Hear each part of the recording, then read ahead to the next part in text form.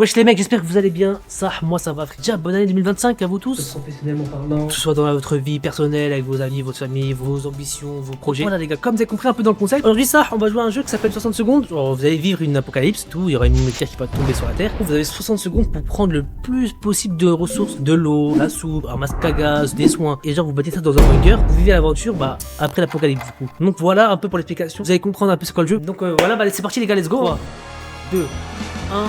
Ok, let's go. Ok, go. Ça, il faut la radio pour communiquer. On prend ça. Bam, il faut la carte. Vite, faut faire quoi, frère? De l'eau, il faut de l'eau. On dépose tout ça. On va chercher déjà ma femme. Ok, bam. Allez, y a plus de place. Vite. Cours, Taras, cours. Vite, faut de ketchup, de l'eau, tout ça, ketchup, mayo, soupe. Ah, il faut tout, frère, il faut tout prendre. Il faut tout prendre, les mecs, on a pas le choix. Ok, c'est bon. Ok, let's go, c'est bon. C'est bon, on a réussi à survivre, frère. Enfin, on a réussi à survivre, les gars, j'ai eu chaud de fou. Voilà, j'ai cru que j'allais mourir. Ça, j'ai cru que j'allais mourir, les gars. Non, je voulais pas rester. Ok, jour 1. Il y a ma femme. Ma femme est très belle. Il y a mon enfant. Et il y a ma fille. Quel papa heureux je suis. En fait, non. Jour 1. On a réussi à atteindre l'abri à temps. C'était -1. Tant qu'on est tous ensemble, on peut y arriver. On a entendu que la soupe en boîte était la clé de la survie. Nous nous souvenons avoir placé quelques vivres dans l'abri car il y avait plus de place à l'étage. Bah on va commencer à regarder ce qui se passe. Nos étagères sont remplies de boîtes. On va manger les boîtes. Dormir sur les boîtes. On va parler avec les boîtes. Les frérots dans le bunker, ils vont parler avec leur caca, ils vont pas comprendre ça. La fin du monde, c'est une naïrie. Imaginez, vous êtes seul dans un bunker. Je vous promets, vous devenez fou. Vous parlez avec votre caca, les frères. C'est une naïrie. Ok, là, on devient plus sérieux. Attribuons les rations. Jamais de la vie. Pas le premier jour. Si on fait ça le premier jour, c'est sûr qu'on est baisé.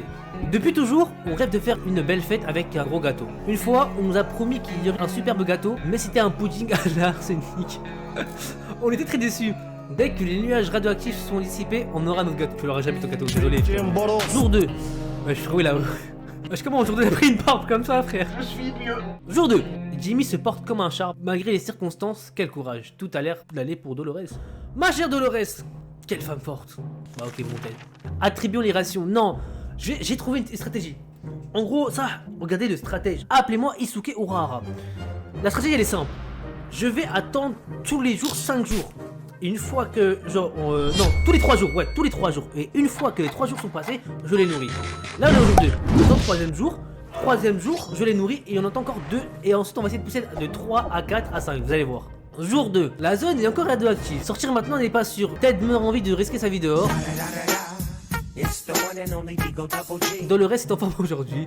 Marie-Jeanne meurt d'impatience de pouvoir sortir. Et Jimmy est en bonne santé et plein d'optimisme. Doit-on préparer une expédition pour demain? Non, c'est trop récent, je pense pas, frère. On se demande bien ce qu'il a pu arriver à tonton Brian. On a une famille, nous. Il devait se trouver loin des bombes. Brian voyait toujours la vie du bon côté.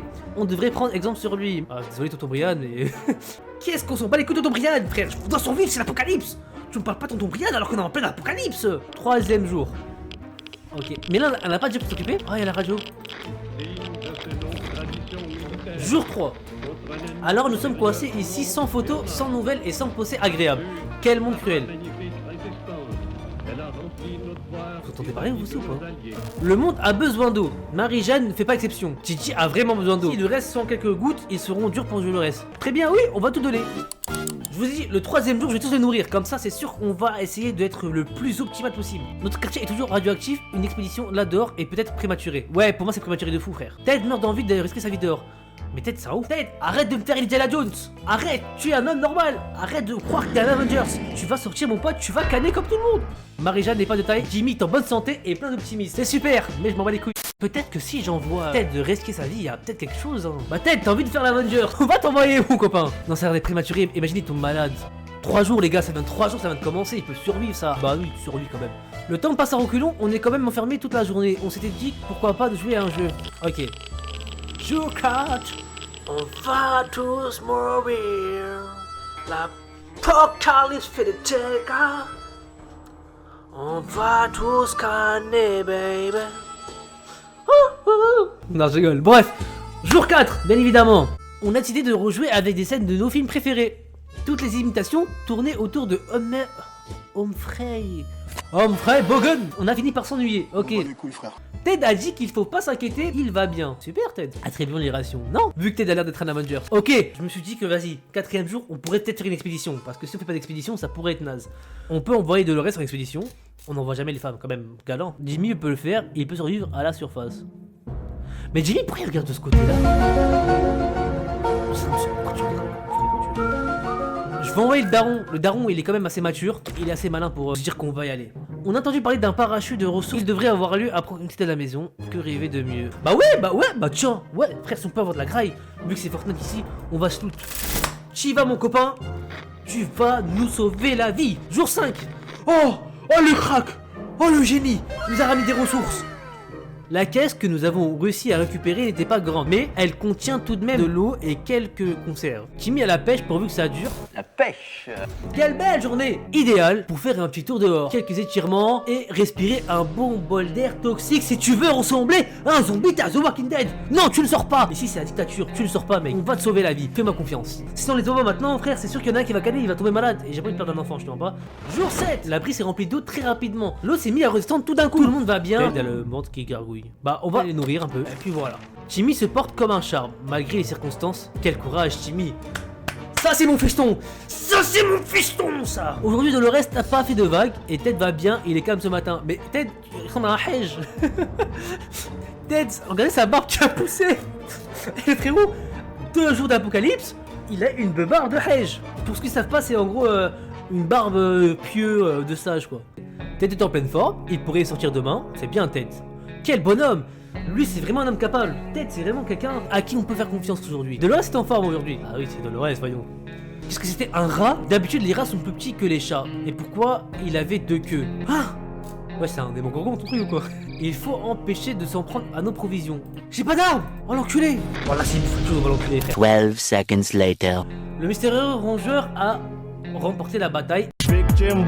Putain, on a plus de soupe, mais on peut toujours se serrer les coudes. Le problème, c'est qu'il risque de... Là, c'est la journée où vous allez tous boire.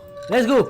Vous buvez et vous restez en vie. On a découvert une petite valise sur le seuil. Il n'y avait pas de message et personne à l'horizon. On devrait regarder ce qu'il contient. En plein apocalypse, il y a un mec qui te dit tiens frérot, je te donne une valise. T'en fais ce que tu veux. En plein apocalypse où tout est radioactif. Qu'est-ce que vous faites? Généralement vous vous dites non mais au fait ça se trouve c'est un piège, ça se trouve il y a des démons qui vont venir, les Satans de minuit. Oui, nous on ouvre, nous on aime prendre du risque, on va ouvrir. Et si on meurt, bah frère c'était écrit, on va mourir dans tous les cas un jour ou l'autre. Ouais je pourrais ressembler à cet élève le bâtard. Ouais ça ouf, il ressemble à Gueule d'Argile. Ah c'est un gueudin. Il ressemble à du spectacle frère. Ah ça ouf. Burk, on a trouvé de la soupe à l'intérieur de la valise. Mais elle était périmée depuis longtemps. C'est impossible parce que la soupe est censée durer entre guillemets 700 jours, un truc comme ça, ou 700 ans je crois. En combien de temps la soupe périme? Vous pouvez garder votre soupe 3 ou 4 jours au On est tous réfrigérateur. barbouillés, certains d'entre eux ont remis leur... Ok, c'était sérieux. Jour 15. Ça devient un peu plus sérieux. Les enfants ne tiennent pas en place en ce moment. Ils ont envie de courir un peu, de jouer dans leur chambre. Il y a un peu de place devant la table pour courir dans tous les sens et de jouer à chat percé. Et si on les laissait s'amuser pour une fois? Non! Vous voulez jouer? Est-ce que vous voulez jouer? Si vous jouez, on va tous mourir. Donc personne ne joue, faites-moi confiance. Personne ne joue parce que si on joue, on gaspille notre énergie. Et donc qui dit qu'ils vont s'amuser, ils vont courir partout? Ils auront plus soif ces chiens. Ils auront beaucoup plus soif ces enculés. Pour moi personnellement, je conseille de pas faire ça. Mais après, s'il y en a qui le font, bah frère, dans les apocalypses, t'es pas censé jouer en plein apocalypse. Voilà, je pleure, je fais quelque chose, je joue pas, je cours pas à chat, frère. Jour 16, courir ici, même pas la peine d'y penser. On a du mal à s'étirer sans mettre une claque à quelqu'un. Ça, j'avais pris chaud, resté logique. Les enfants étaient pas contents, mais ils tentent d'accepter la situation et les règles de l'abri. Interdit de courir, j'avais raison, putain de merde. On dirait que les araignées ont eu lieu de domicile chez nous. Elles se sont installées comme si de rien n'était et elles n'ont peur de rien ni de personne. Ça a assez duré, les pattes d'araignée dans la soupe, c'est terminé. Oh putain, j'ai vraiment rien. Jour 17. Wesh. Wesh, non.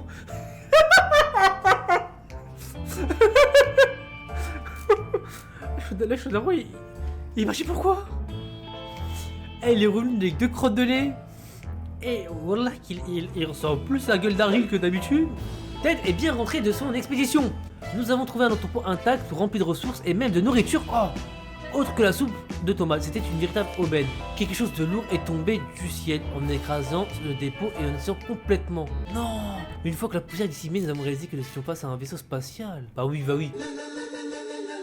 Ouais, si, bah oui, si, vu que c'est Azot 51, oui, d'accord, allez, c'est bon. Ça va 2 minutes les anneaux d'espace. Hein. Serait-ce un vaisseau spatial martien? Bah oui.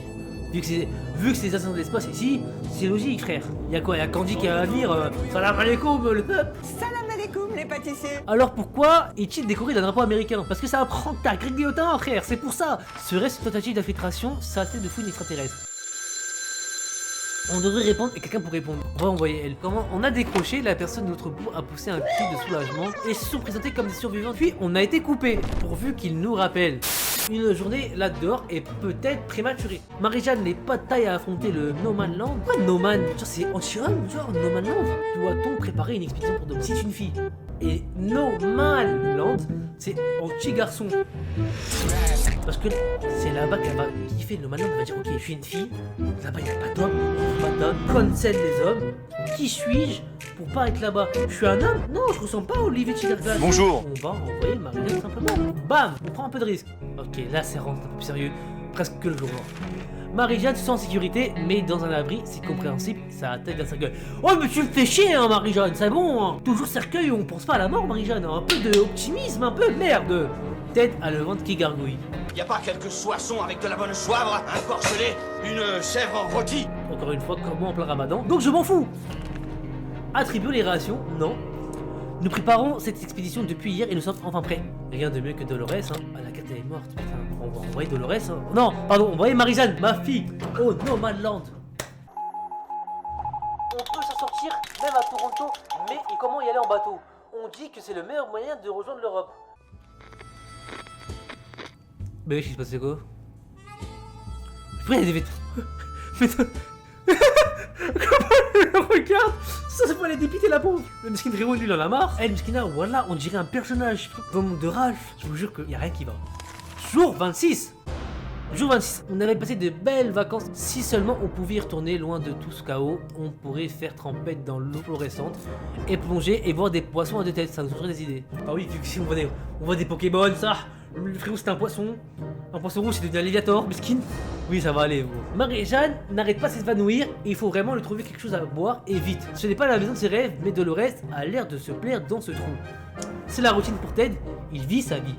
Attribuons les rations. Non, j'ai rien à boire, j'ai gaspillé comme un gérène. En arabe, on appelle ça un mec à Morval. Jour 28, Ted et Marie-Jeanne sont très déçus et nous avons actuellement appris des choses plus importantes qu'à faire que jouer à la comédie. Marie-Jeanne n'arrête pas de s'évanouir. Oui, je sais Marie-Jeanne, il faut te trouver de l'eau. Quelque chose à boire et vite.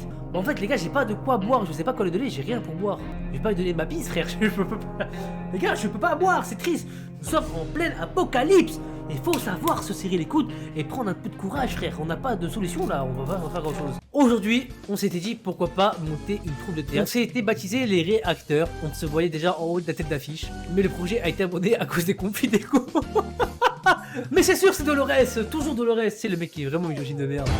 La célébrité était déjà montée à la tête. Ah, je suis désolé, hein. Entre un mec qui ressemble à Smecta et l'autre qui ressemble à Gérard Depardieu, je sais pas, on va y aller où. Hein. Jour 29.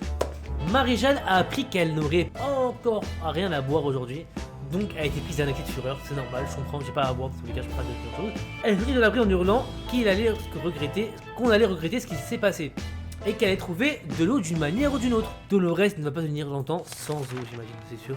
Il y a un homme devant la porte qui veut devenir ami avec nous. Enfin, c'est ce qu'il a dit. Il a l'air inoffensif, et il a quand même une paire de bras supplémentaires à cause d'une mutation étrange. Il nous assure que nous risquerons rien, et nous demande notre aide, et si on lui donnait quelques provisions à lui et ses amis.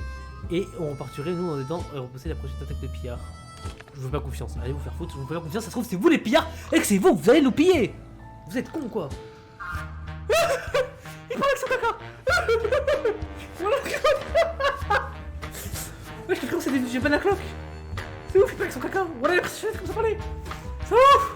Alors elle, Dolores, Miskina, mais elle a compris facilement qu'on allait devenir des merdes durant cette émission, durant ce jeu.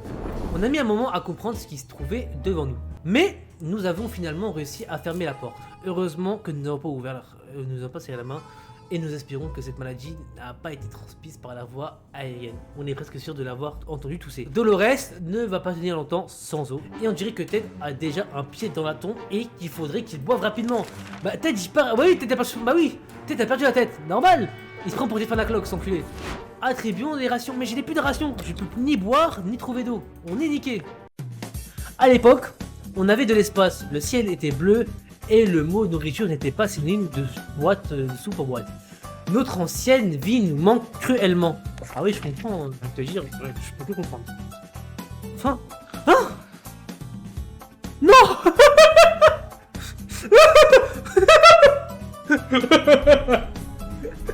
Mais wesh frère, comment elle est morte? Si on récolte ce que l'on sème, mieux vaut choisir les bonnes graines. Jimmy est plus fertile qu'un agent secret.